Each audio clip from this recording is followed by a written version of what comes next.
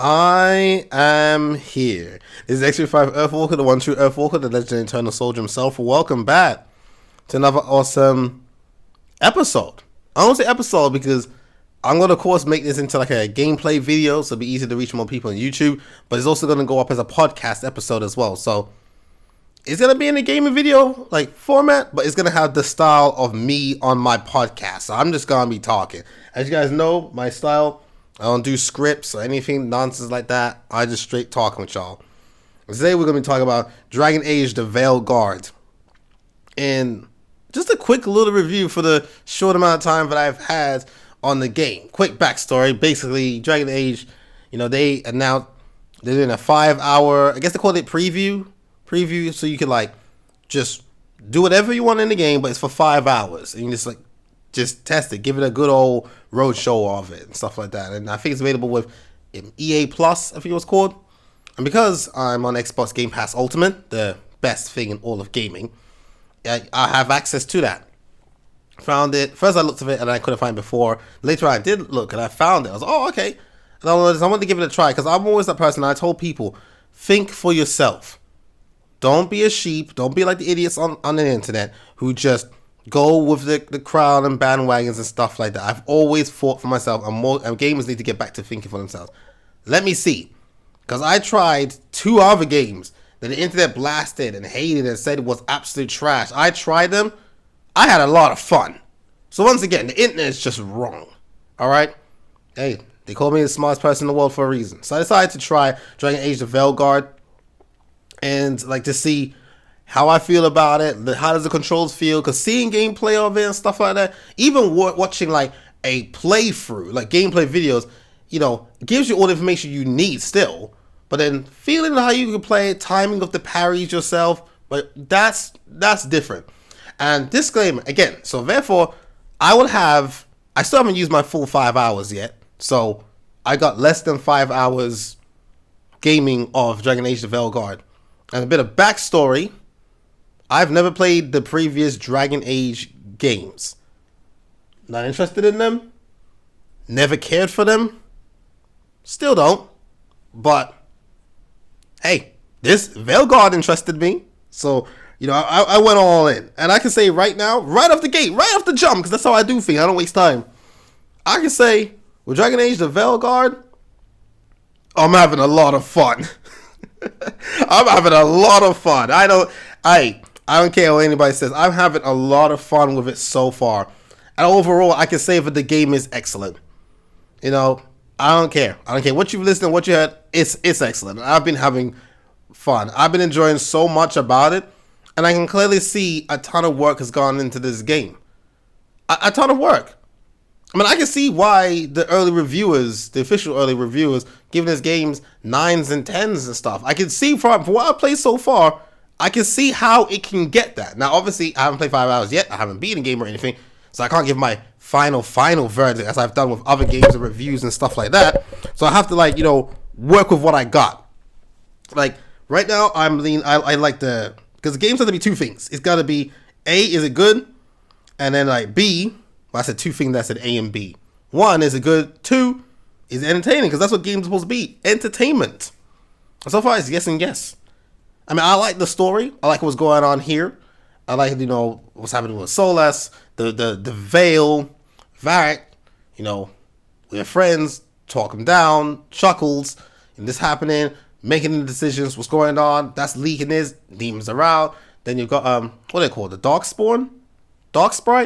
The other thing was out. Then you've got the learning about the Blight. The Blight did not escape with those 2 Elven. Well, I mean, from other people's perspectives, they see it as gods, but to the Elvens, it's more like they're just super powerful mages or something like that. So even then, you've got different perspectives within the world of Veilguard right now, how people view these different things and what their nature is. And then Solus is in the fade, and he's just standing there, straight back, hands behind his back, like, man, looking like British royal. Like, boy, if you don't, like, lower your chin, and he's tall, too, so he's looking down on everybody. All that was going on in our character, and I chose a backstory and stuff like that. I read the letter that we had concerning the situation while we're here. They said don't see it as an exile, but ABC. Of course, I don't have all the names or stuff. I'm sure the people who are deep into the lore and stuff, you know all the names and all that. I have been thinking that's really cool. The graphics are just excellent. It's a very, very good looking game. It's an incredibly beautiful looking game. I mean, I'm one of those people who, as you know, I like to sometimes just walk around and just look. I did that. That's how I noticed that the deep, in-depth details in games like Redfall that has it, Halo Infinite, Starfield. I've noticed these things, and I love these details. I am a sucker for graphics. Does it everything? No, but does it matter? Yes. Especially if you're putting out games 2023, 2024, and going forwards, you have a higher graphics standard. Now, some things are made intentionally to look bad, like Puppet Combo games. They're going for that old retro style thing going on. But even then, sprites and the quality of how you do sprites, because I've done sprite work before. It can't just be any rinky-dink sprites. If you're going to make a sprite-based game, it's still got to have that cleanness to it, that finesse, as some like to say. So I'm really happy with the graphics. Visuals, I love that. The effects and the magic, particle effects as well. It's flashy. You know, it's fancy. I like that kind of stuff. It's like that magic shimmering effect and that seal that I saw in Avowed. I love those kind of things. Now, Avowed had it to a higher detail of the shimmering, the shine effect. But, Veilguard does that so wonderful. Now, not every game can be the best at every single angle there is. Like, no. It's like, but it's just been strong marks all across the board. The environments, I'm just saying liking those. I just walk around and look. Again, that's what I did in Redfall. I just took a tour and just walked around and looked, and it told me stories. I'm looking at the world here in Dragon Age Veilguard, and I'm just seeing these bunch of things. I'm seeing like levitating structures, buildings, broken things, distortions, anomalies. No Stalker 2, right? I'm seeing all these scenes, and I'm seeing the vegetation. I'm seeing the flora. I'm seeing like, it looks like a little like rabbit ran ahead and then burrowed into the ground, and I was like, oh, all right, well, you have fun, little guy. I wasn't hunting you in the first place, right? And then, like, again, give me the whole Lords of the Fallen kind of feeling where, hey, here's a ladder. Let me kick this down. Oh, that's a shortcut. Now just go back up from there. Like, even just the environments are lovely. The buildings, the details on the rocks, the waterfall. Walk through the water. Oh, ripples are coming now, and the ripple effect is nice. And as someone who knows a lot about games, I can tell you right now, designing and doing water in video games is not easy. It's not easy, bro. They've got some good water. Not the best water. They've got some good water, though. Ever had a glass of good water? Okay, then you gotta get what's going on. You gotta get what's going on. Oh my goodness. I just like it. And then it goes straight to things like, of course, I mean, there's so much I can talk about because I want to save like combat for later. You know, I want to save combat for later. Voice acting so far, that's very good. I'm liking the voices. It is, again, it's not in my top 5 best, voicing, but there was so many great, like, voicing, like, character voice games out there and stuff like that.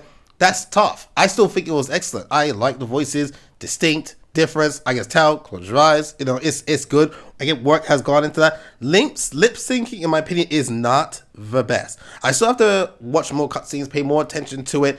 It works, but it's not like the cleanest, like top of the leaderboard like thing looking, but it's still good. But that's something that area that they can improve in, and maybe for their next project, then you could maybe see a step up in that area. Is it the most important? Like, have I ever say put down a game because lip syncing wasn't like top 5 greatest? No, you have to be an idiot to think that way. Like, no. I mean, I'm more interested in like the combat, the story, and all that kind of thing. So minor things, but things I've pointed out. Someone who has reviewed games and stuff before, and I do notice these details, even if they seem more smaller. Oh, that's for sure. And then, of course, now, oh my goodness, let's not get to the character designs. So far, I like the character designs. What's her name again? Man, I literally just collected more like footage for the game. What's her name again? Bellatra? She's elven, but she's got like the Chun-Li legs, dummy thick thighs. Like, she's there and she's like an expert on like elven like lore and the tech. And she has like those animated gauntlets around her arms, and she like tinkers with some of the devices. She's trying to fix the lighthouse, open up his secrets that Solus told us to do and stuff like that. That kind of thing. She looks cool. I like her. I mean, I already like her. Got her upgrades already, so invested some skill points. Then you got Harden. I like Harden's attitude. Harden as a dwarf makes sense. You know, I got no complaints about the Harden. She seems cool. Nev, yeah, I'm pronouncing it right. I'm so tempted to keep saying Neve for some reason, and then Neva. It's none of those. It's Nev, right? Nev, I like her except the peg leg. You know, that's the thing I don't like. Outside of that, I do like her. She got banged up because I chose to bring her with me on this thing to put her, which exposes some more danger, so she had those bruises. But she's healing. She's healing good. You know, the designs are cool. I like Varric. Again, I'm not a Dragon Age fan, so I don't know, you know, Varric from the past. I know him and Solace journey, adventure, whatever, right? But I don't know him.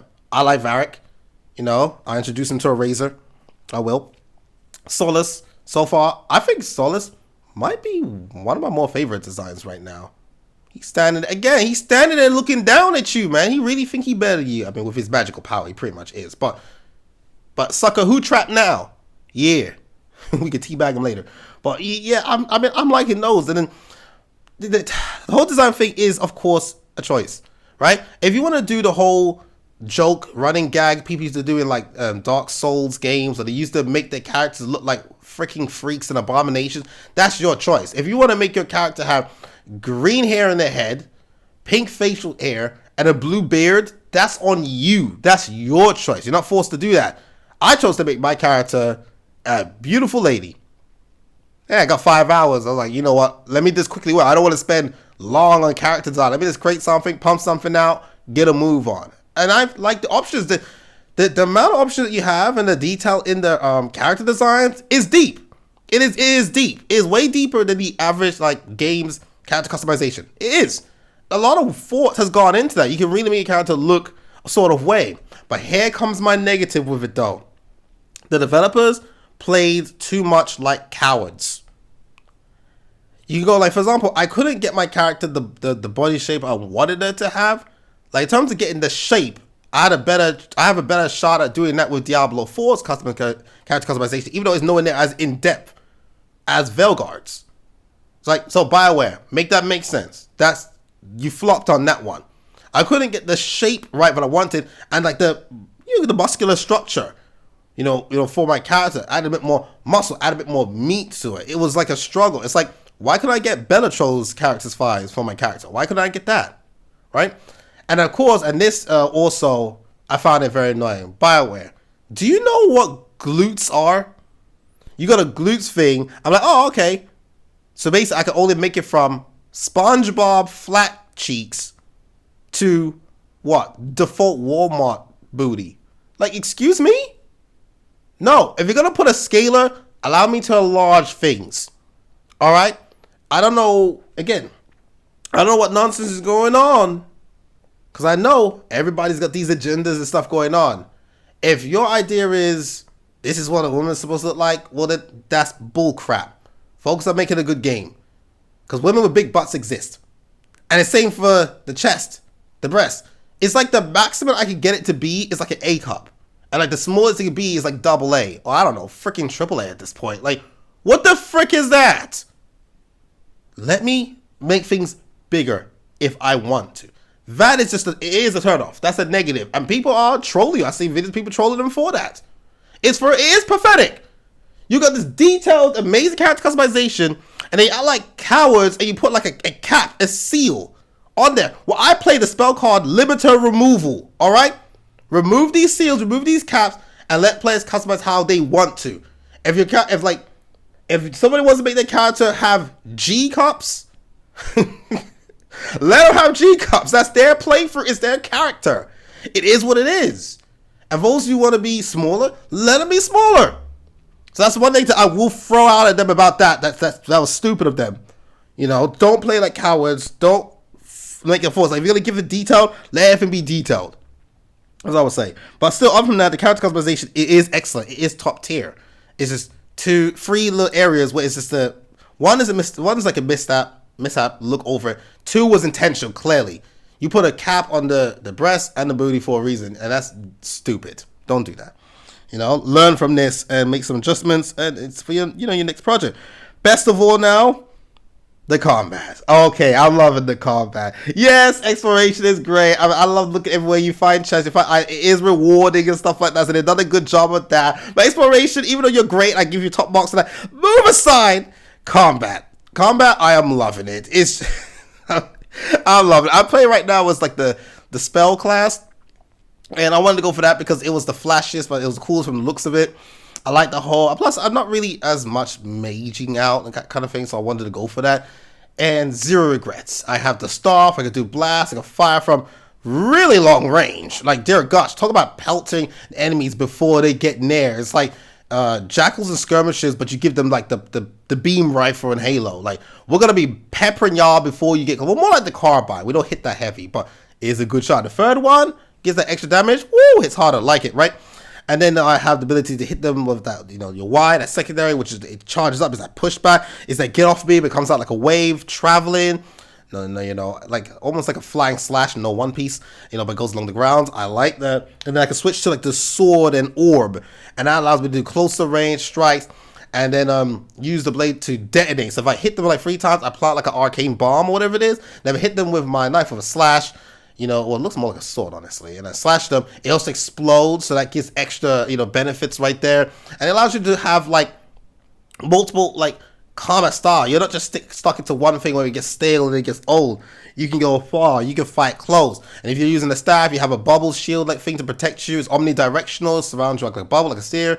And you get the upgrade. You then, like, do a repel, like a get off me, a little bit of that.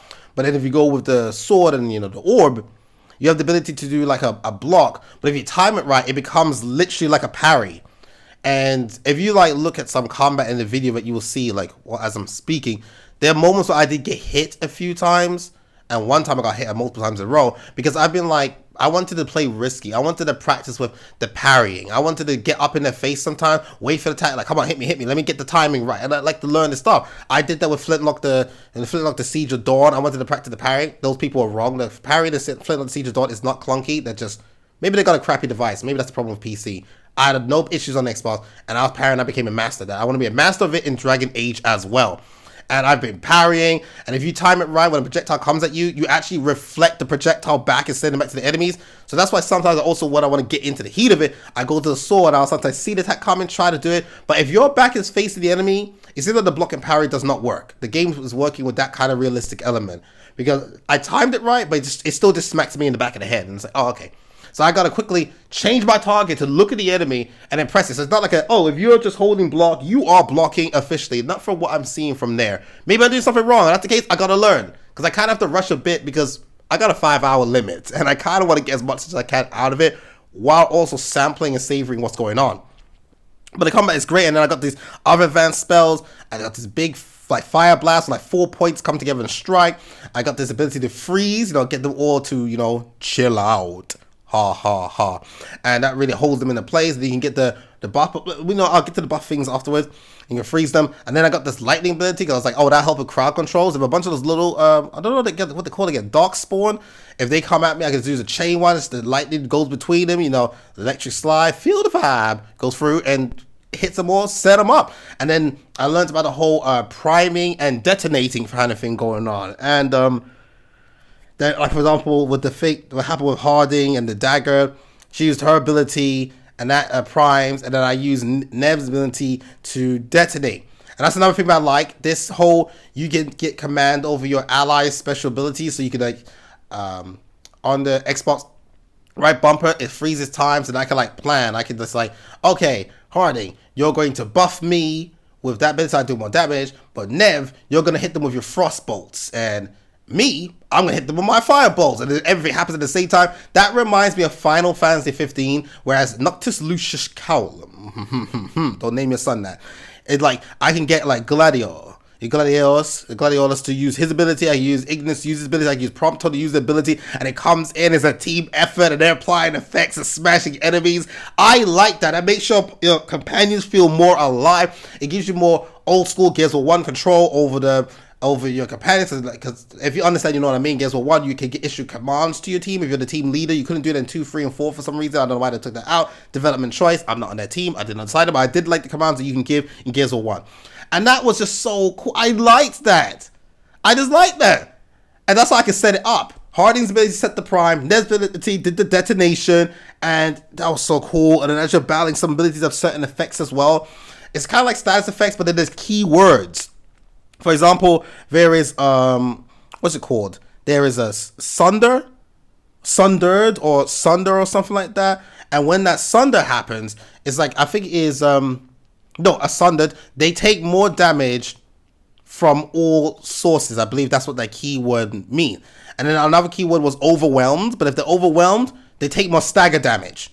So they're easier to stagger. You can fill up that bar, and then you can go for that it's not an execution. It's supposed to be an attack that does way more damage and stuff like that. But normally it leads to execution. I guess for like bosses and stuff, it will just be more damage because you can't just one-shot a boss like that. I mean, this ain't Sekiro, right? Should I die twice, or should I say thrice?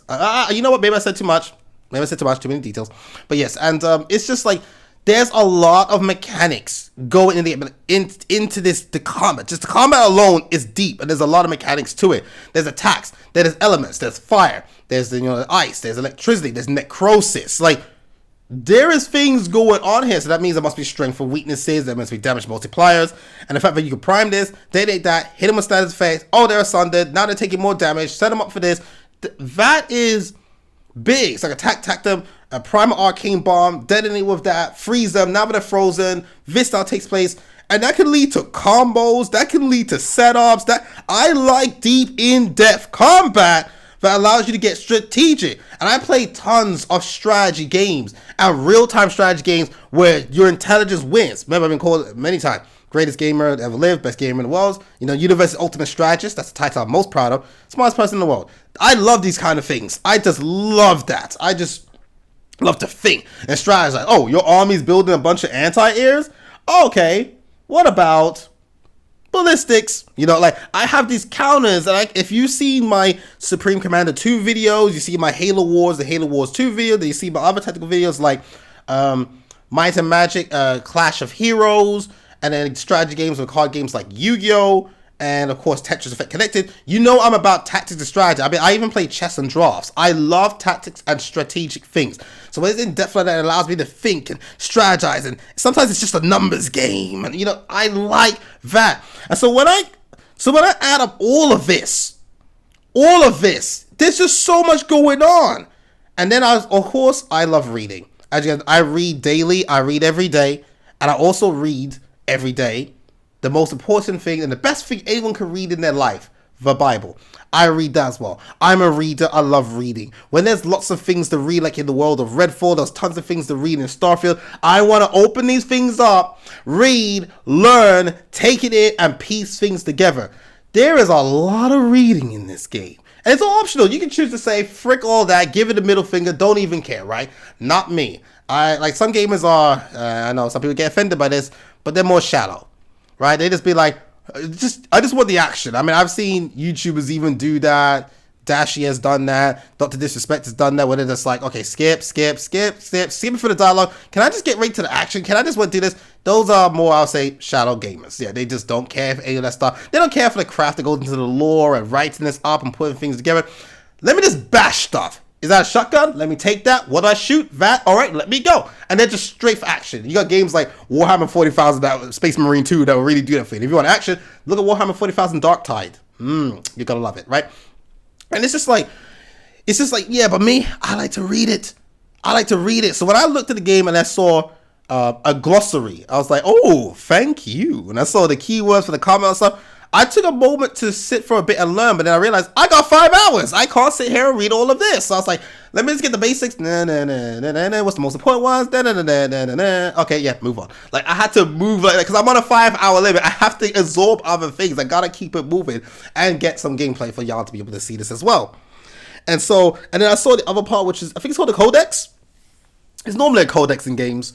I said codex, and it just has information, characters, the worlds, diaries, notes, settings, this, that. I want to just sit and read for that. I'm the kind of guy, when I was younger as a kid playing video games, I used to read game booklets. I miss booklets. I miss gaming booklets. Am I the only one?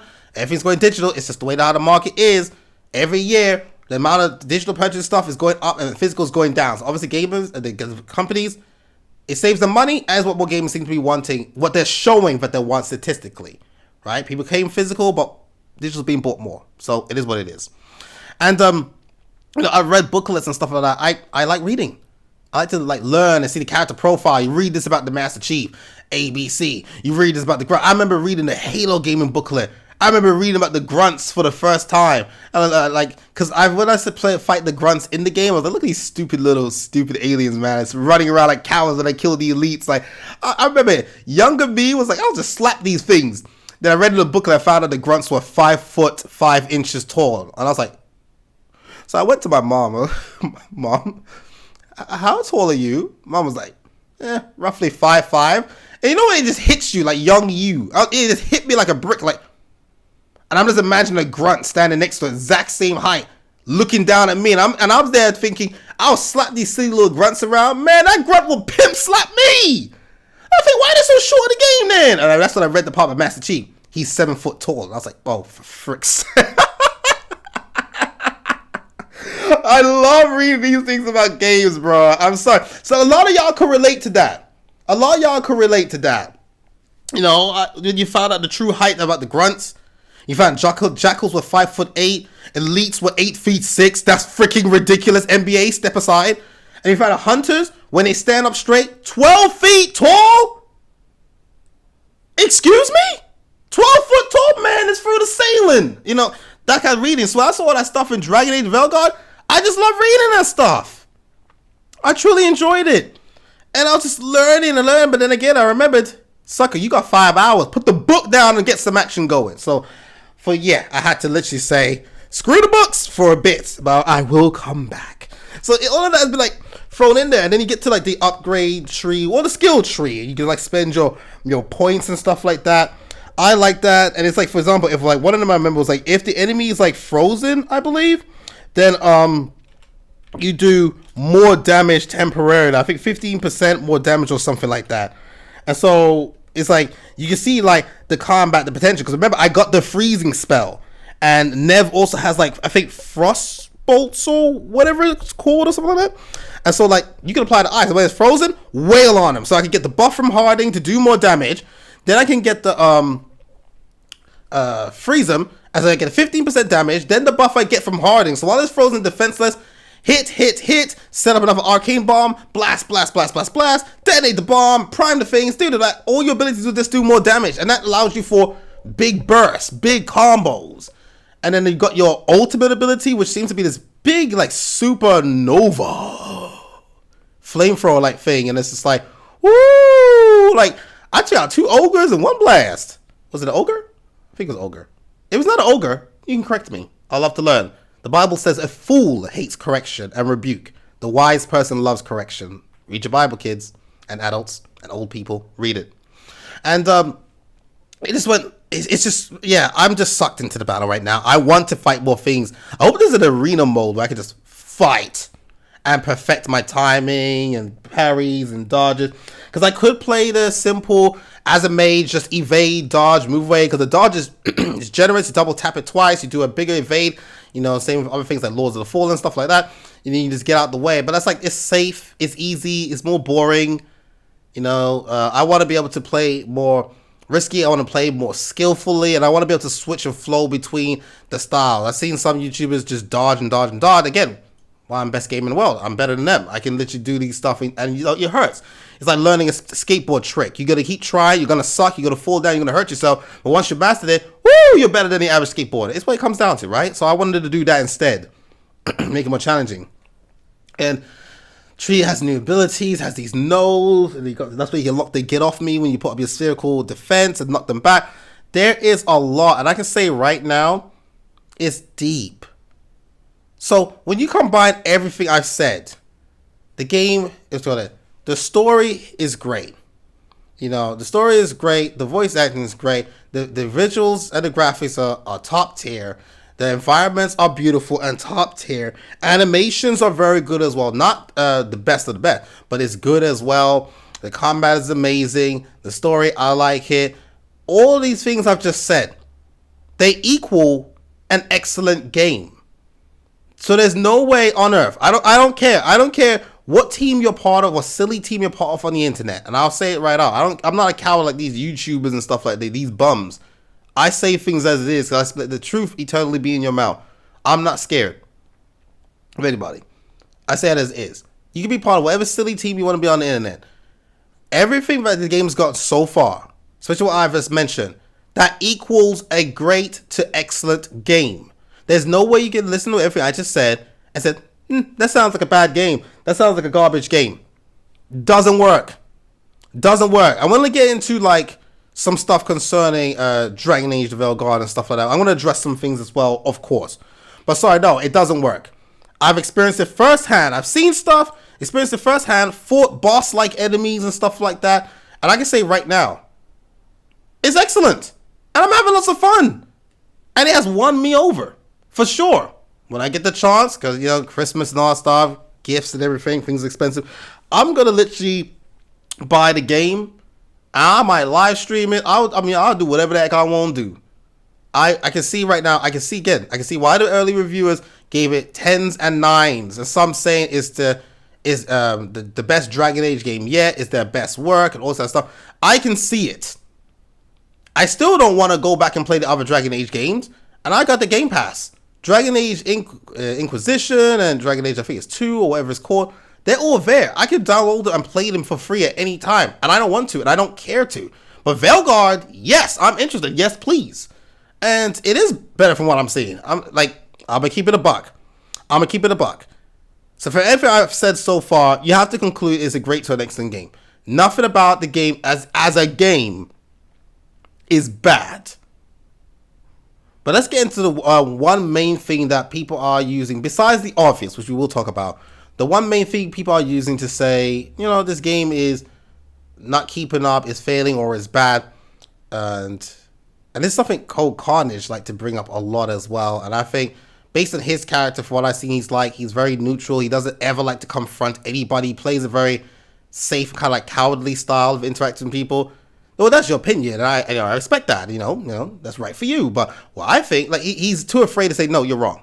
He's literally too afraid to say that. It's a lame YouTube streaming tactic where he's like, you're everybody's friend. You're that calm guy. It's like, no, if someone's wrong, I'll just say you're wrong. I think Goku beat Superman. That's your opinion, but you're wrong. If you actually looked at it, did some actual studies, in terms of truth, Superman just murks Goku in millions of different ways. Sorry. I don't know how many more videos you need or death battles for you to figure that out. Just study for yourself. If you're wrong, you're wrong. So people want to say the writing. People want to see the writing of Dragon Age Veilguard is bad. And that's the thing. I've been listening to the dialogue. I've been paying attention to what the characters saying when they're going back and forth and how they're describing certain things and stuff like that. I don't see a problem with the writing. I don't see a problem with the writing. And your first response might be, oh, you know, because you don't know what good writing is. Well, first of all, I've been gaming for well over 20 plus years. I'm also a game developer myself, right? I've read books. I mean, I probably read more books than most of this generation has read in their whole life. I read more. And you want to know something else about me? There's a lot of people I don't know. I'm also a writer. I've written things.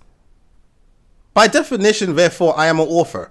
You know, even if you write something as small as Green Eggs and Ham, Dr. Seuss style, those are still books. They're still written. He's still an author, right?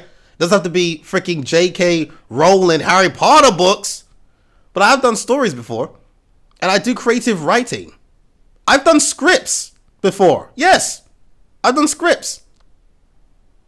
So yes, I'm a game developer. I know a thing or two about games and how they're made and stuff behind it. And I'm also a writer by definition. So I know a thing or two about writing. So you can't say, oh, you don't know what good writing is. Sucker, I probably know better writing, way better than you, regular bum on the internet who just leaving a comment and jumping on the hate bandwagon. I think I know about writing better than you. So this doesn't mean I'm always right, but it adds some credentials to what I'm saying. Like it adds more weight to it.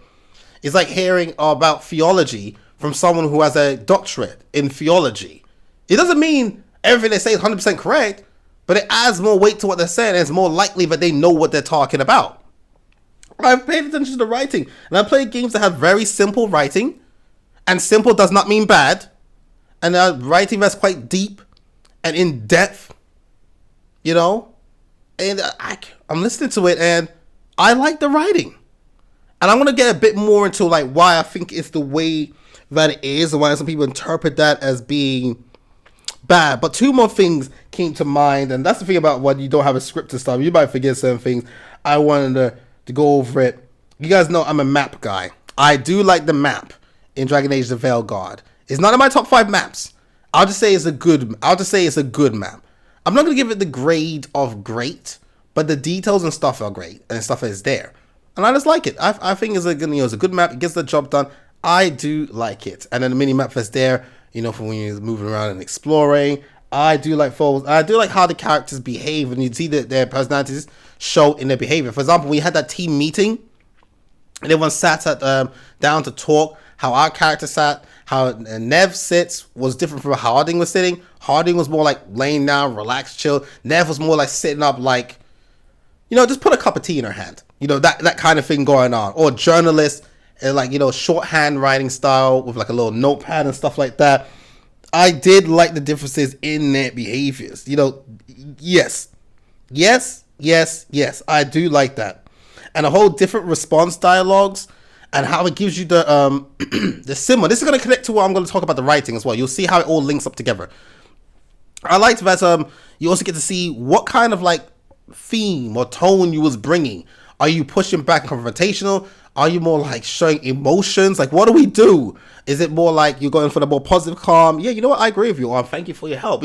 It gave those kind of like, and if you want to go for like more like an act, a little joke or a bit of sarcasm, it showed you. And I do like that's going on. I like to see how that affects anything regarding what's going on, because they're showing hints to show that they will have some form of significance. A lot of games fail at doing these your choices affect things mechanics. Most games don't really do a good job of that. I hope Dragon Age does it better. Well, the Veilguard, I hope they do it better. So I'll have to wait and see for myself. And I'm excited to see how that would go. So please no spoilers at all whatsoever. I'm avoiding spoilers. And I'm not afraid to block and ban anyone who gets spoilers. Just please respect my wishes. That kind of thing going on. And that's why it's linked to what's going on. I feel like people need to understand, and this is something I think people have, gosh. Woo! How should I go from this angle? There's multiple ways. You have to look at it from a certain angle. And you have to look at it with a certain little dollop of knowledge that the average person does not have. The writing is the way that it is because it's to do with who is your audience. And this is something I think people don't think about. I don't think people think about this at all. At all. Because the group one of people is, and they'll be the main people, the people who are fans of Dragon Age.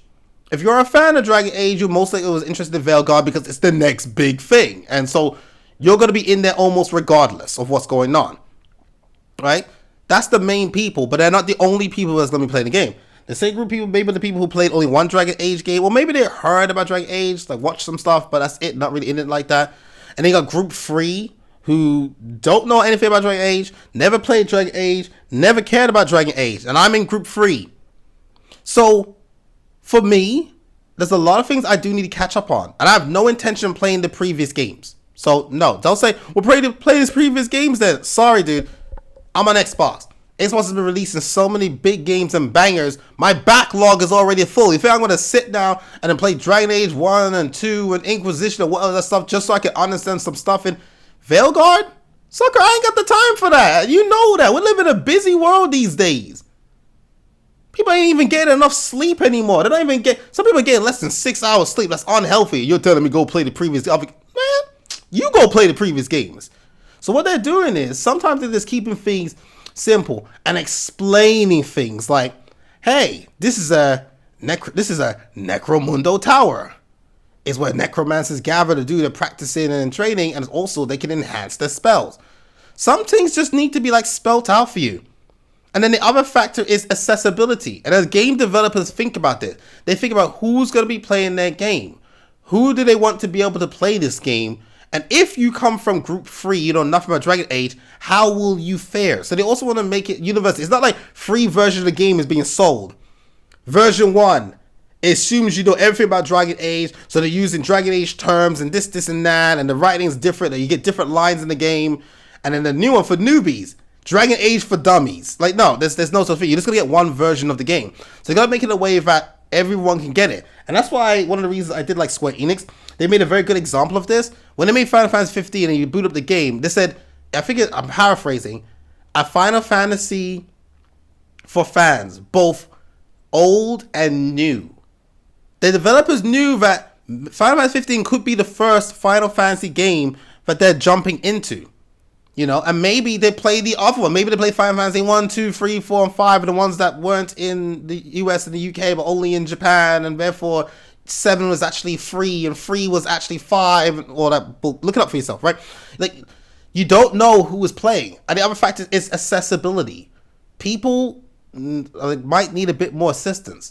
Some people will just love easy, like long description, love things to piece together. And some people want things to be told. Some people need a handheld a bit more. Because some people have never played a game like Dragon Age of Veilguard before. And I know it sounds silly thinking, who hasn't played a game like this? Well, first of all, they're mobile-only gamers. And there are some people who will only play one game, and that's all they stuck with. Think about it. Some people only play Fortnite. And you might laugh or snicker. First of all, Fortnite's an excellent game. It is, by definition right now, one of the best games, well, one of the greatest games ever made, really. There's no way around it. Hate it all you want. I mean, Fortnite has gotten to the point where it's not just Battle Royale game anymore. There's a racing game mode. There's a Lego mode. With a Star Wars Lego RPG built-in world system thing going on. They got a DDR gaming mode part, and your character's in the band and playing, and you gotta hit the notes and get a score.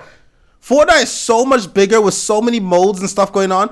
You honestly don't even need to play another game. That's how deep it is. Same can be said about freaking Roblox. Roblox has got everything from horror maps to copying Friday Night Funkin' to adventures. It's just, there's such big worlds with the in-game currencies and this going on that some people, that's all they play. And you can understand this because some people only play Call of Duty. The most played game on the PlayStation is not PlayStation game, it's the Xbox game Call of Duty.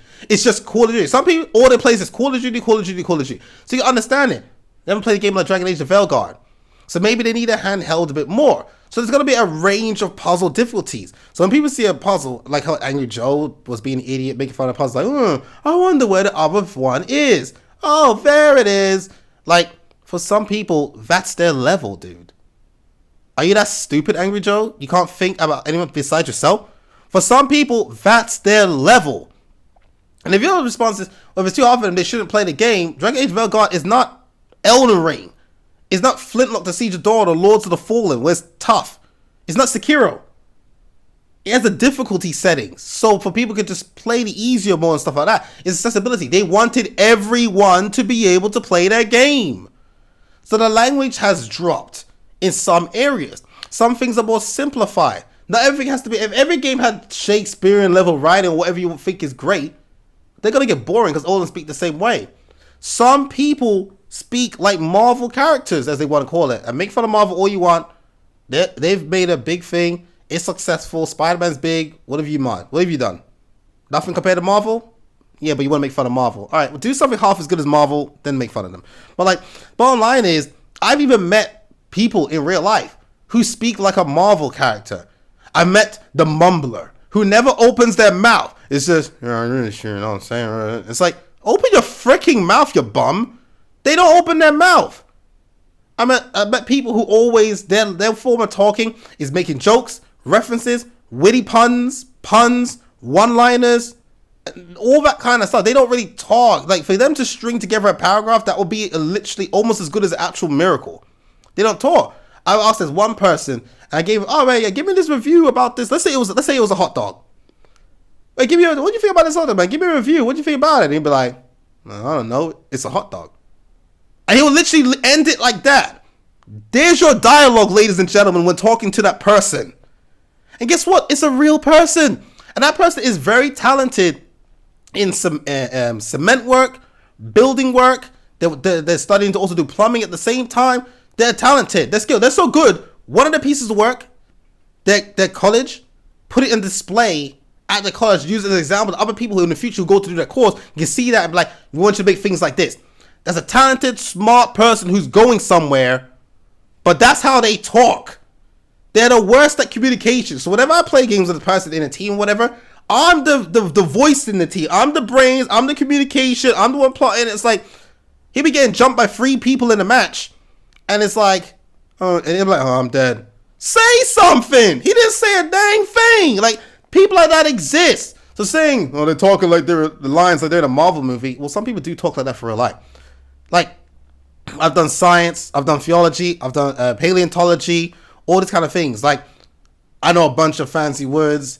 If someone was to be like, oh, you know, our preliminary effects, you know, that was the catalyst of this situation, it gives rise to the reasons why we think we should have more formalization.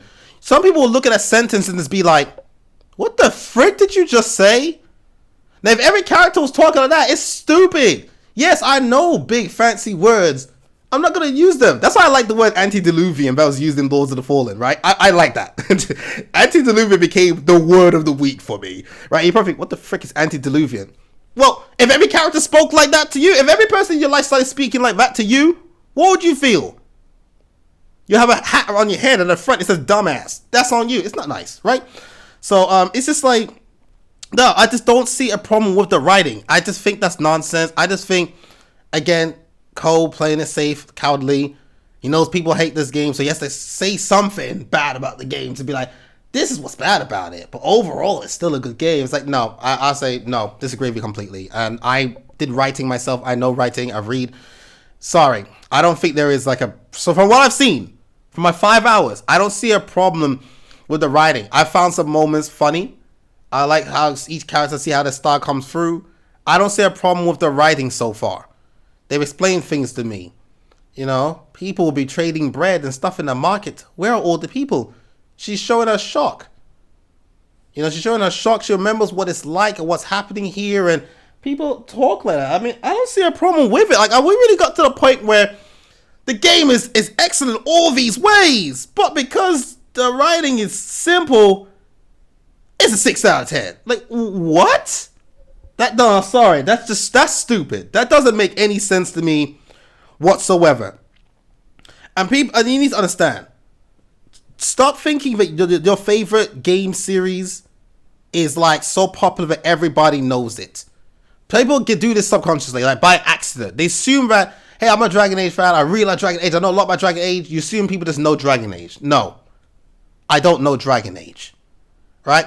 Even games as big, that's getting more popular now, like Warhammer. Yeah, YouTubers, you want your easy view? You want to be a leech? Just react to Bricky's video about talking about the different Space Marine chapters and their Primarchs, and you get an easy 1,000 views. Yeah, everyone's reacting to Bricky's video just so you get some easy, desperate views. Like, it's just like, Warhammer is growing. But even so, if I go up to some, but it's not as popular as people think or as knowledgeable as people think, right? If I was to go up to some people, more people, I'd say, tell them Master Chief, they would know Master Chief. They would know, what that is. Doesn't matter how long Warhammer's been around, the tabletop, the Warhammer pieces, all that kind of stuff. I know about that. I know about the tabletop, right?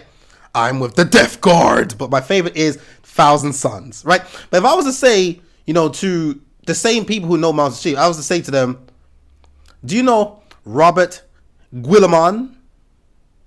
Do you know Robert Guilliman? They won't know who Robert Guilliman is. Now you're thinking, Robert Guilliman, who's that? Robute Guilliman. I think his name is lame. Don't like it. And I've done that so many times with fictional beings. I just change their names or give it other pronunciations to it and stuff like that. And it's always been better and they sound better. Yes, I know it's Robute Guilliman, but I've always just called him Robert Guilliman. And that just sounds cooler. I mean, come on, let's be real. Robert Guilliman sounds way better than Robute Guilliman. So was it Guilliman? Was he a fish boy?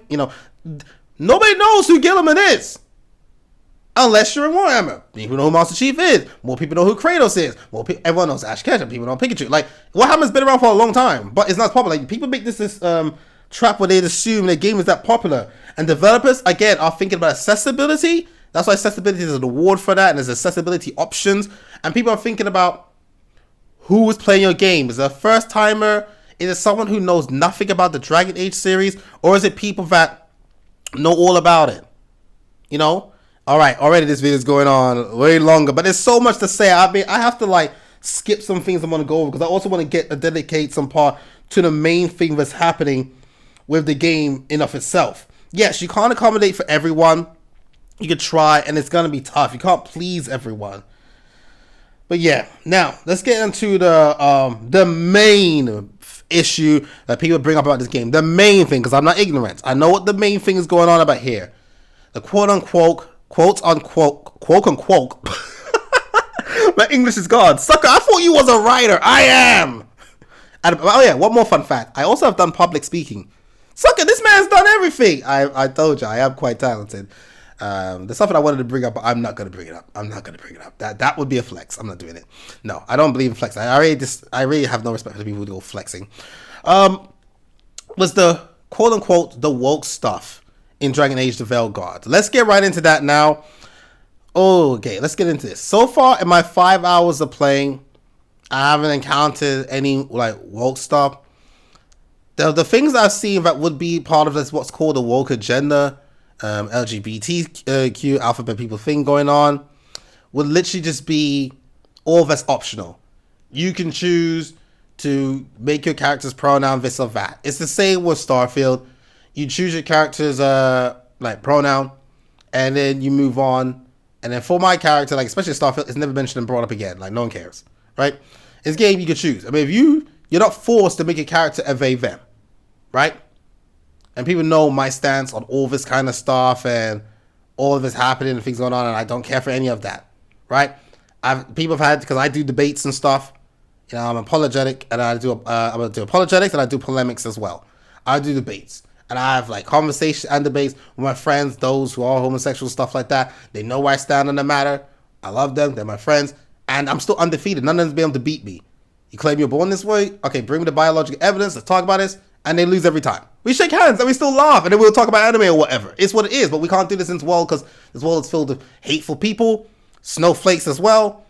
Babies, crybabies, cancel culture. So you can't really have these conversations and still be friends and laugh. Like, no, people got to make it a death threat and stuff. So they know where I stand on the matter.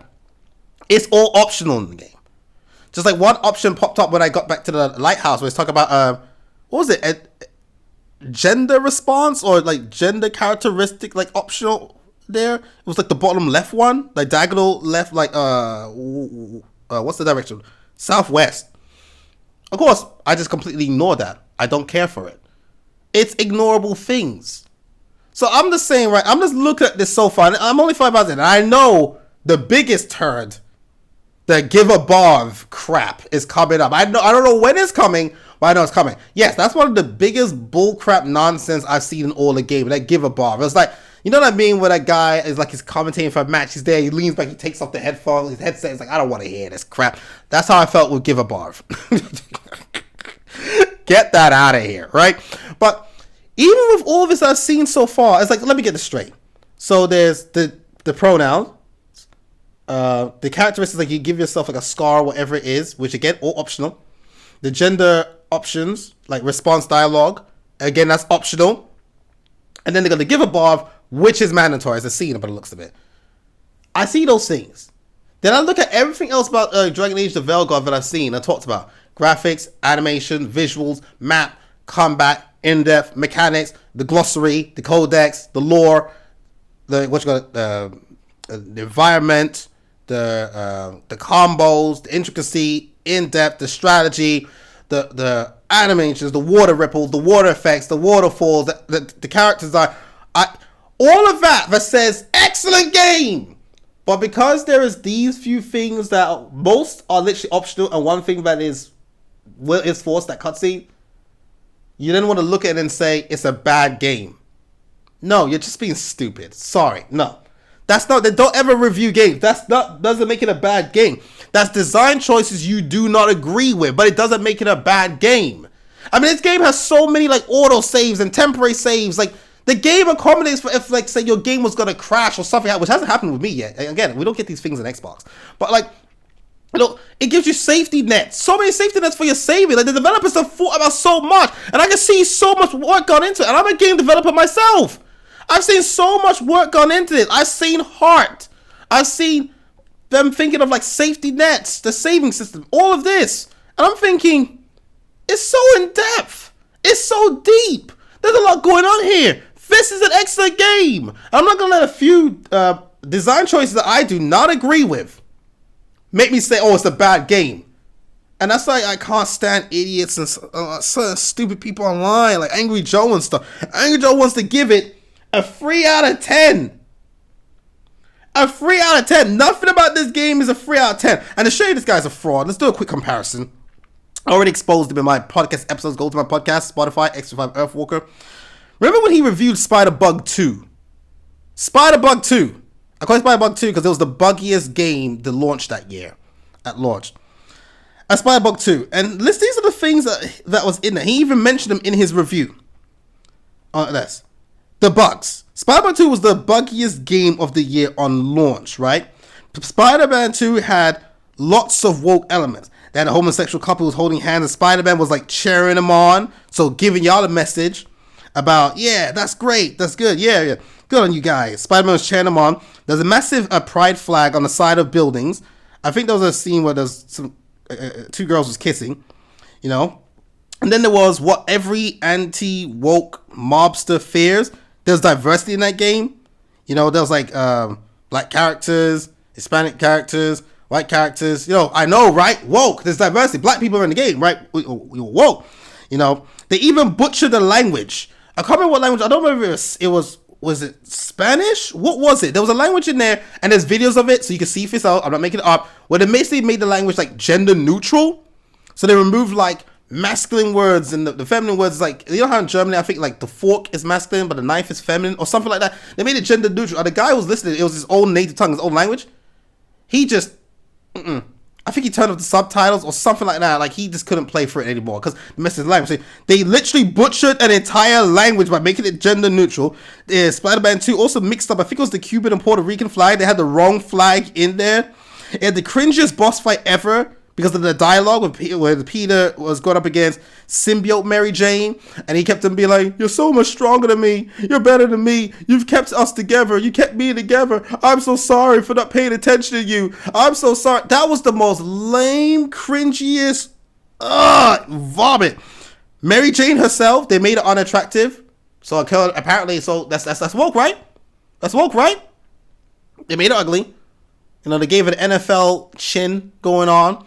Mary Jane, they made her stronger and better than Spider-Man. Even the devs was on video. That one guy talk about how, yeah, they want to show that Mary Jane is as much of a hero as Spider-Man is, and you don't like it, he's like, just deal with it. Like, we'll put it in there, and because there was like, they'll say like there's too much Mary Jane segments, they wanted more Spider-Man, and it was like, yeah, whatever, we're just doing that, right? So the developer came out and basically told y'all to shut up about it in Spider-Man 2, right? Where was all the boycotts for Spider-Man 2, right? Where was all the boycotts and the anti-woke mob against that? Oh, because it's a PlayStation game? Oh, you gotta play it anyways, right? Yeah. Not only that, they made Venom like the highlight of Spider-Man 2, but you play him for like what feels like 20 minutes. You can't even use Venom in the open world city. Even after beating the game, you still can't go in there. 2 Spider-Mans on a PlayStation 5, so next-gen console, but there's no co-op? No co-op. Now, think of all those things I just mentioned about Spider-Man 2, all those many negatives and big stuff and cringe stuff and woke stuff that makes you boycott games. I want to attack Avowed. And guess what grade he gives? He gives Spider-Bug 2. 8 out of 10. So Dragon Age the Veilguard. 3 out of 10. Spider-Bug 2, everything I just list. 8 out of 10. And there's other people who even called him out on this in the video saying, how does this get an 8 out of 10? It doesn't sound like an 8 out of 10 game. So he has no credibility. Don't listen to idiots. You know, and that's the big battle. The biggest problem that is right now is the whole woke mob versus the anti-woke mob that's going on. And my stance on it is very clear. I don't like the woke stuff. I'm against the woke stuff. I don't want none of that stuff in my games. Matter of fact, Sweet Baby Inc., I'm assuming they believe they have like a noble goal of what they want to do. If they want to bring more diversity, That's great. But the way they went up going about it right now is just ruining games. They've done it in ways that have made some things poor. There's a great way of doing it. And yes, video games do need more diversity because gaming is an international thing. You got gamers in Asia, gamers in Australia, gamers in Africa. Look at the population of Africa and how big it is. I think we need more, right? There's hardly any black games, anything like that, and primary black characters. You saw what happened when they introduced Yasuke for Assassin's Creed. A big racism attack came in, and bunch of people being racist on Facebook, X, and all that kind of stuff. And it's like, over a guy who was a real person and was a samurai. And yes, it's been proven. He was a samurai. I even explained in my podcast episode, and a guy made a video on it explaining it as well. History sites already listed him down as a samurai, and they still keep him as a samurai. So why don't you convince those sites, like Britannica and the others, that he's not a samurai? Even Tokyo, Japan. Not Tokyo, Japan. What's it called? Tokyo Today. I think it was like a magazine or something like that. Tokyo Today even called him a samurai. All right, so he's a samurai, and it's just like, you got one black character, it created that much of a storm. Ridiculous. But they don't want to say there's no racism going on in America or anything like that. Of course not, right? It's just like, it's just going to the point where it's just all exposed, and that's why I don't like Sweet Baby Inc. Sweet Baby Inc. Get out of here. I think Sweet Baby Inc. needs to disappear. Bye. Stop touching our games. The woke stuff has become like a cancer in our games, as infecting it, which is bad. But the anti-woke mob has risen up bigger, and they're now a bigger problem than the woke mob. At least with the woke mob, you'll get games, but you'll get games that has some form of tainted in there. A little bit of ink in the water, you can say. So it's not 100% water anymore. It's got some taint to it, but you still have games. The anti-woke group, they're shutting down games. They're trying to close down studios. They're trying to bully devs, and they're just bringing in a huge amount of hate. That is absolutely disgusting, and it's not of God. I hate it. I hate what they're doing. I 100% hate what they're doing. One dev from Avowed, the art director, so he's not even the boss. He's not even the big boss of freaking Obsidian, anything like that. He's not. Says one thing, and they're like, let's boycott and attack Avowed and talk why it's trash and make our videos, and because, you know, we're losers, we need to get our views up. Let's go make these videos and jump on the hate bandwagon, because hate sells. It sells. So it's all about that. And they want to attack. And I'm like, so all these developers, everyone in the company, everything that's going on, Xbox, everybody gotta suffer because y'all want to get out one guy who's not even the head of the whole thing. That's called hate, dude. And these people want to talk about American jobs. We care about jobs. Oh no, Xbox and PlayStation shut down the studio. Well, they mostly attack Xbox. Even PlayStation should be shutting down studios as well. But you got to protect PlayStation like IGN and the others, right? They do no wrong, right? Xbox shut down studios. That's horrible. That's 500 jobs. That's 400 jobs. But yet the same anti-woke mob followers, they're the people who I see calling for the complete shutdown and closing of Ubisoft, or even bigger. I want Ubisoft gone. I want EA gone. I hope they get fired. I hope they get shut down. I hope they get destroyed. I hope they're gone. Go woke. Go bro. They're like, you're literally like celebrating these losses, celebrating lack of sales, celebrating jobs being lost, and say they deserved it. Wow.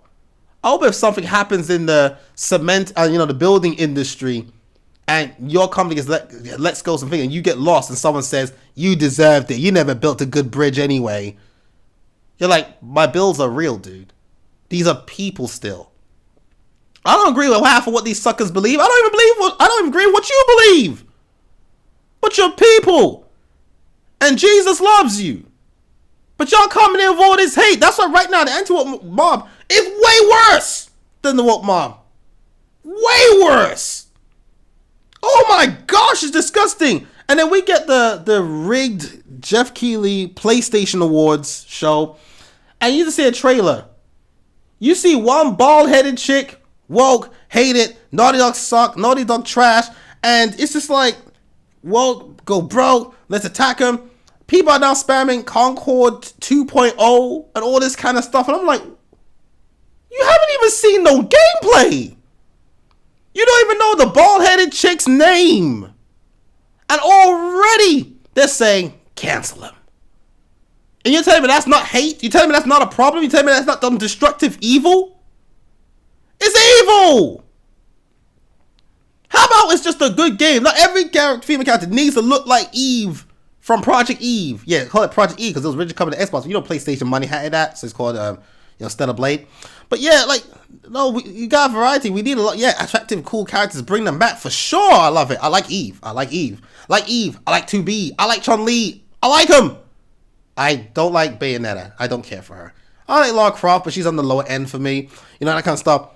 But sometimes you just want a regular looking character. She's wearing, looks like military garbs, like the pants and the vest tucked in face. And if it's military, hair will be shaved anyway and stuff like that. Only some places that have a full on lock of hair looking like Siegfried from Soul Calibur. You know, it's just a thing going on already. It's freaking hating on it. Like, oh my gosh, it's so cancerous. And then you see Siri, and some people are saying, oh, we got a woman leading the game, Ghost of Yotai, woke. And it's like the people who are fans of Witcher and Siri, they're pushing back and saying, if you read the books and this and that, you'll know Siri's a big deal. Like, all this kind of stuff. And it's just like, bro, you can't tell me this is not a problem. The woke stuff is a problem. And I want it all gone. I want Sweet Baby Inc. gone. Or they better change the way they do things. I want it gone. But still a great game. Sweet Baby Inc. got involved with Flintlock The Siege of Dawn. To what extent, I don't know. I played for that whole game. People boycotted it. Tried to boycott it. People talked down about the game, said it was woke and this stuff when it was being shown at Xbox Game Showcase. Same way they did at South of Midnight. They saw a black character, saw a black female character. I saw L's being spammed. I saw woke being spammed. I saw DEI being spammed. Again, that's racist behavior. That's disgusting. You're scumbags. And racists go to hell, so deal with that yourself. Right? I saw all of that. I played the game Flintlock for myself. There was zero woke elements. Like, nothing. There was no lesbian kiss, no nothing. It was just action, a good story, a cool character, Noah Vanek, with that God of Death, Enki, with their balance of back and forth. Fantastic game. I prefer that game. I think that game is better than Bloodborne. It's better than Dark Souls 3. The only game that I'll say equals it, but does a different thing with a different style, is Lords of the Fallen, the new one. And what's better than it is Elden Ring. Them two. That's it. I loved Flintlock The Siege of Dawn. But that game, it did well. It got lots of players and stuff like that, but it didn't do as well because it got held back. It got attacked. And this is damaging games. It is. When you got YouTubers with 1 million plus subscribers bringing in the video and stuff, or making lame videos to attack these games and stuff, it does damage the game. It convinces lots of people to stay away from it. It does. It has an effect. And that's this influence that they have. So when the Dragon Age people saying, oh no, the game is not bad, it's just these YouTube negative grifters that's doing it, they're right. I agree with them. Because I'm playing the game myself. I'm having a blast. I'm going to buy the game myself. It's awesome. I'm having fun. I'm loving the combat. I want to get the points. I want to do another play to play like the melee physical class of the shield and sword and stuff and see what their abilities are. It's an excellent game. I'm having a great time. But it's been called bad. It's been told it sucks. It's been given a 3 out of 10. It's been told this by these people online who are moving with hate and an agenda. No wonder the developers, Naughty Dog, shut down the comment sections for the trailers for that intergalactic space bald-headed Asian lady game and stuff like that, because they just don't want to see all this hate. It's not criticism. People are like, oh, they're cowards. Look at them hide in the comment section. Look at Naughty Dog. No, they're not cowards. Oh, so they're cowards for not allowing you to abuse them, because I've seen comments. I've seen what they put. I've seen Concord 2.0. This is a pile of dog SH. Naughty Dog, you guys are effing stupid. I've seen even them being I've even seen some people calling Naughty Dog fat. Literally calling them fat for what? Making a game? They just made a character. And they've been called all these things. And like, oh my goodness. Then they're there to spam the downvote, and we know things like what's the word? We know review bombing exists. They did that to Starfield. Oh, don't get me started on Starfield. The hate campaign that was against that game, and they still failed. Starfield is a massive successful game, won 3 awards, so bestseller in that month, bestseller for the rest of the year in the top 10, especially in USA. You know, Starfield was still a success and one of the best games ever made, game of the generation, right? Still couldn't stop it, but there is a hate campaign that went against it. Naughty Dog are there, and I think, you know what? If I was the Naughty Dog and I was the head of it, I close the comment section too. Get at me if you won't. Because the main thing for me, one, I don't want to see a pool of hate and negativity. Do that go do that somewhere else. 2, I would protect my people who work for me. I'm different. I'm raised different, built different. I grew up playing games like Gears of War 3. And if you play Gears of War 3 in your prime, you are ready for all the salt and the hate. I remember getting called all kinds of things in Gears of War 3 because I was whooping people. I was spreading cheeks in Gears of War 3 and they didn't like what I did to them without their consent. I did what I wanted them in Gears of War 3 because I was just that darn good. I was called the Retro King. You want to know what happened? I've been called all kinds of things. I've been called a mother effer. I've been called a I've been called all these things because I've been whooping them in games. I didn't even go on the mic and like trash talk nobody. I got teabagged. I killed them by teabag. I get these hate messages. Mom taught me when you beat these guys and they send you hate messages, it's because you beat them so bad they're angry. They're punching the air. They're throwing their controllers. They're so mad they gotta say something to you. It's a victory. So I always saw the hate mail as a victory. I wish you knew who my mom was so you could actually like ask her. But it's the fact. I remember it got to the point where whenever I got a hate mail, I would call my mom. And mom was one of those people where she just wants to do her work. And she's like washing up the plates and all that stuff. She wants to finish. She don't want to be interrupted. I understand that. Now that I live by myself and I do my own house, I don't want to be interrupted when I do the housework. I want to get it out of the way. And they're like, well, Mom, I got another hate mail. She dry off her hands. She comes in there jogging into the living room. And she's like, what is it? And we read it together. And we will laugh at it together. I got called this because I used it. Why? Because I used the Retro Lancer. That was why. The main weapon I used was the Retro Lancer. I used other weapons, of course, but my main was the Retro. And we get these things and we were laughing. And I used to have a whole catalog of hate mail from so many people. So many people. And oh my gosh. And I just found it like it didn't get to me. I laughed at these people. Yes, I get it. I'm above you. I'm a superior to you. I'm better than you. I beat you so bad, and that's all you can do is send me these racist and angry hate. That's all you can do because you can't whoop me in the game. I'm whooping you. Oh my gosh, right? So, but not everyone's like me. There are people who get a couple of hate messages online and they go and they're reduced to tears. Some people have to close down their social media platforms. Some people kill themselves. You all are contributing to this. And you want to talk about life matters and that kind of stuff. But this is what you do to the developers. Because the developers, you can treat them differently. Right? You read a story about someone getting cyberbullied online. You want to show sympathy. But developers, frick them. Frick their jobs. Frick them. Maybe they close down the comment section to protect their team's mental health. You always talk about mental health is so important. Protect your mental health. Do whatever for your mental health. When they protect their mental health, they're cowards? They're running for criticism. It's not criticism. I've seen what you said. It's not criticism. It's just hate, nasty venom. And that's coming from the anti-woke side. You're disgusting people. You know who you are. Oh my gosh. You want to tell me that's not a problem? That's such a problem in gaming. It's such a problem in gaming. They're scared to have a comment section open now. You show a bald-headed chick, you get hate. Cursing your game and say, it's gonna be dead. Calling it now. No sales. Enjoy your Concord 2.0. And you didn't even see any gameplay, bro. The people who are in the middle need to rise up and push against these people. And it's the same people every time. You got the Silver Asmund. He did that when it came to Starfield. The Silver Asmund, if you don't know, Asmongold, that idiot. Silver Asmund, whenever Starfield's happening, he would just take his thousands of viewers who watch him on live stream, and he would just always only react to the videos that were just making fun of Starfield, showing bugs, negatively reviewing Starfield, saying why it sucks, saying why it's Bethesda's worst work, A, B, C, D. And it's like a montage. So all the videos you saw of him was just him watching stuff, making fun of that. So when his videos got millions of views on YouTube, he was just getting millions of people to see, hey, this game actually does suck. This is bad. Stay away from it. It's the worst work. You'd rather play Skyrim. They go freaking play Skyrim, but you're not playing Skyrim, Mario. Of course not. Like, all these kind of things. It's a hate campaign. There were people who I never even knew existed finally got some shine because they jumped on the Starfield hate wagon, which was the most hated game of all time, and how they targeted it, and they still failed. And you see it with Dragon Age. So yes, the grifters, they did damage and attack this game. I wonder if they're able to sue over that. That would actually be very interesting. But they just let this campaign to hate on the game. It's what they did. And that's the problem with gaming right now. I hate modern gaming. Not because of the games, but because of the people. Y'all gotta find a way to ruin it. If you see a black character, it's woke. An interracial couple, it's woke. You see a mixed person, it's woke. A female leading protagonist is woke. Is that an Indian lady? Can we shoot her? Remember, that's what that synthetic man said about Warhammer 40,000 Space Marine 2, remember? You're telling me that's not a problem? We can't have a black character without it being woke. A game that's about Africa and African culture and Africa and mythology. Oh, it's woke too?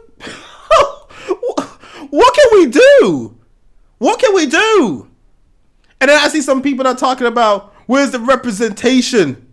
I don't see enough white people in the game. I'm like, oh, so now representation matters. Oh, now you want to see yourself on the screen. Oh, we people of color, black people, we've been saying that for a long time, but you said just enjoy the game. Representation doesn't matter. Oh, so now representation matters. It matters only for y'all, though. Bull crap. You double standards having piece of crap. Freaking hypocrites. It's just so stupid. You can't say it is not a problem. You can't say this is not a problem. I grew up in the days when people just bought games because you looked at the front cover, it looked cool. You saw you see a grizzly bear swinging a rope going across a gap like he's Indiana Jones. You look at the back, Haburu the bear is looking for an idol. Help him find it. And as a kid, he was like, whoa, I'll help him. And that was it. You played the game. You wasn't on MySpace. You wasn't on Skype, Facebook, whatever it was. Why? Because you were too busy spending hours playing the game. Your mom and dad had to kick you off and tell you to go to bed because you had school in the morning. And then when you went to school, that's how the game was talked about. You spread it with your friends. It was word of mouth. It was word of mouth. And you laughed about it, talked about it. They talked about how they was playing this game. This is great. You got to try. I told them I was playing this game. This is great. You got to try. I tried this game because my friend told me and this was stuff was going on. We weren't online just trying to be popular and score points and get likes and all this kind of stuff. A different time. A different time. Gaming has gone downhill. Developers are too scared to do anything. And agendas are everywhere. Game developers have an agenda sometimes. The gamers on the internet side, the fanboys have an agenda. The reviewers have an agenda. The gaming media has an agenda. The YouTubers and Twitch streamers have agendas. Everybody's got an agenda. What are you supposed to do? Who are you supposed to listen to? First, you listen to X35 Earthwalker, smartest person in the world. I follow Jesus. You get the truth from me. 2, you gotta learn to think for your gosh darn self. Stop listening to all these people. People like Angry Joe, they're not official or professional. They don't know what they're talking about. His Metal Gear Survive review was absolute garbage, and so was Halo 3 ODST and Halo 5 Guardians 1. Terrible. These guys know what they're talking about. Think for yourself. I got the 5-hour preview, played it for myself, and I'm loving it. You know what I did? Suicide Squad, Kill the Justice League. It went down to £5. It came with 2 deluxe bundles on Xbox. Bought it, playing the game. It's a lot of fun. Why? I'm having fun. I got joy. I'm enjoying myself because I'm doing my own thing. I fought for myself. Don't be a dumb sheep and follow the mob. And if you're part of this hate mob, leave it. Give your voice and give criticism. Something that actually helps and let developers look at it and think about it. And tell them what you want in mass numbers. But coming in with this hate, this nonsense, is disgusting. I hate it. Gosh, you better change. You better change, man. Well, the developers are making us do this. If they made their game differently, then we would have. No, you're in control of your own self. God gave you free will. You chose to sit at your computer, grab the keyboard, and type in. You guys are so effing stupid. Good. Hope you enjoy your game being trash. Concord 2.0. You click send. Yeah, that'll teach them. They didn't make you do that. You did that. So no, sorry, I don't stand with you. We're so far, I haven't reached 5 hours yet. I have played Dragon Age, the Veilguard. I've played so much. And right now, I'm just seeing the 10s and 9s that the reviews are talking about. I liking the characters, the maps, the combat, the elements, the effects, the visuals, the environments. I want to walk and explore these places. Some of the buildings and ruins and the things you see in the distance. How is it such great details and all that? So much work went into this game. So much work. But because of a few and a couple of design choices, which they did to accommodate other people, I know it does come with an agenda and stuff like that. And you know, you make your voices heard. I already told you my stance on this whole woke crap. Get it out of here. But it did that for other people. People who call themselves they, them, you know, like, oh gosh, don't get me started on them. All right, don't get me started on them. Those people exist. They're real. The option's there for them. If they want to make their character they, them, that's up to them. I mean, Mass Effect, couldn't you also have a homosexual relationship in Mass Effect or something like that? Like, look, the game doesn't force your character to be a homosexual. If you choose the option to have very rough homosexual sex with another male character, with your male character, you chose that to happen. It's not forced. If someone else is doing that with their character, how does that affect your playthrough? Like with the pronouns in Starfield, I just ignored it, moved on, and had the amazing over 300 hours experience plus with Starfield, one of the best games ever made. Play how you just... Do you want good games? Because the way the anti-woke mob's going, they want studios closing now. They want everything shut down. They want everything to be done. And you know what? Great. We'll have no more new games. I'm going to play these games. I'm going to enjoy my games. I'm going to play a Valve when it comes out because I know it's a banger and I know it's amazing. I'm going to continue enjoying Suicide Squad, Kill the Justice League. And I'm going to buy and continue to enjoy Dragon Age the Veilguard. Yes. For what I've seen, it is their best game yet. Dragon Age Veilguard better than the other Dragon Ages. From what I've seen. Haven't played them, seen some stuff. Not interested in them. Don't care about them. Best one yet. Having a blast. It is so far. I dare say so far, it's fantastic. So far, I dare say it's fantastic. And I stand on that. And again, the message to the game community, that's why I say, gamers, listen to me. Change your ways. Don't go on this hate train. All this for views, really? A time is coming when you're gonna die, man. These views ain't gonna mean nothing. And when you're in Judgment Day standing before the King, your 100,000 subscribers are not gonna be there to speak for you. You go to heaven by yourself or you go to hell by yourself. Those views are not worth it. Be a decent person. Yeah, it's easy. Negative gets you the views. It fast tracks you. I understand it. If I was a hateful, miserable son of a gun, yeah, I know I'll be a much bigger, more popular channel long time ago, but that's not my roles. I don't do gimmicks. I don't do hate. I don't do drama. I don't wear low-cut tops with D-cup titties. All right, I don't have any of that stuff going on, and I don't rage. I'm not an idiot. I don't break my stuff when I lose a match. If I lose a match. I mean, do I ever lose a match, really? You know, no, like, I'm just honest. I'm just myself, a good person. And I just want gamers, be decent people. Yo, woke agenda people, stop infecting and ruining games. Options are there, and people are allowed to have choices, especially in the RPG. Anti-woke mob, behave yourself, man. Be decent people. Stop the hate. Because if all this hate was actually coming towards, let's say, your son, your daughter, you open up the comment section, like you post something on Facebook, open up the comment section, and it's 600 comments of people talking about how your son's ugly, he's stupid, he's a failure. This is okay, whoever was a school shooter, let's say the name was Simon Skirville. They said, oh, he's a Simon Skirville 2.0. Your son's and they start calling him a kind of stuff like they said about these developers, and that's all you saw online. That's gonna get to you. It hurts. Even Mena RD, who was like a 3-time, I think, Capcom Cup winner in Street Fighter 6, talking about how he acts tough and everything, but he talked about how all the hate that got towards him, it did affect him. It did get to him. Even that fat singer lady, Lizzo, was cried because of some comments and stuff that said to her. You know, these things do hurt, and it's a form of bullying. It's hate. It is hate. You can't say it's not. Because if it's all directed at you be talking different. This has already gone longer than I actually wanted this whole video one podcast episode to go. Oh, dang, I'm well over an hour. We better wrap this up, man. We better wrap this up. There's actually more I can even talk about. I could talk about what they did to Starfield and proof of it and the downvoting and stuff that's going on. But no. Back to the main topic. No. Dragon Age the Veilguard so far is fantastic. It is an amazing game. I've only played 5 hours. Well, I haven't even reached 5 hours yet. More like maybe 4 hours, 21 minutes, maybe, right? So the most I can give it right now is a 9. But I have to see way more. I got to get in there. I got to get into the meat and the potatoes. I got to get in with the gravy. I got to put a slice of bacon on the side. Man, dude, if you keep eating like that, you'll never reach a pension. First of all, I'm healthy. I also do a bit of fitness instructing, so yeah, I'm fit.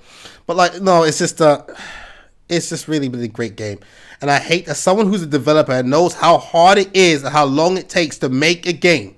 And the things I've made is nowhere near as big as games like Halo Infinite and Dragon Age. I wish I could make a game as big as that. But you need teams. I know how much work goes into it. The testing. I haven't even encountered any bugs. And for it to get attacked, downgraded, nuked, and all of this because of a stupid little revenge agenda nonsense going on, to hate it because of some design choices and all that money that goes into these companies, it's so pathetic. It's disgusting. It's sad. It's sad. It's wrong. Dragon Age Veilguard, fantastic game. Give it a 9 out of 10 for now. We'll have to go in deeper, of course. And yeah, gamers, be better people. Be better people. Hope you guys enjoyed this. I'm going to say video because I'm turning into a video, but also podcast episode. And you know, want to see more of my stuff? Just type in X35 Earthwalker. You'll see the things I do, from gaming blog posts and reviews that I've done, to the live streaming and the gameplay videos I've done in YouTube and BitChute, to the games that I've made, the apps that I've made. I've done a lot of things. I even do things in the community. Hardworking, love video games, and it's you know, I'm proud of my work, and I just like to support people. And of course, Jesus Christ is God, and we're promoting love everywhere. Love your neighbor. You don't have to be a relative or sibling for you to show love. And it says, treat others how you like to be treated. Jesus said that first. All right. Love yourself. Love each other. Love God. Have an awesome day, everyone. And regardless of what's going on, make sure to do the Earth Walk. And I'll see you guys around. Yes, I suppose we will.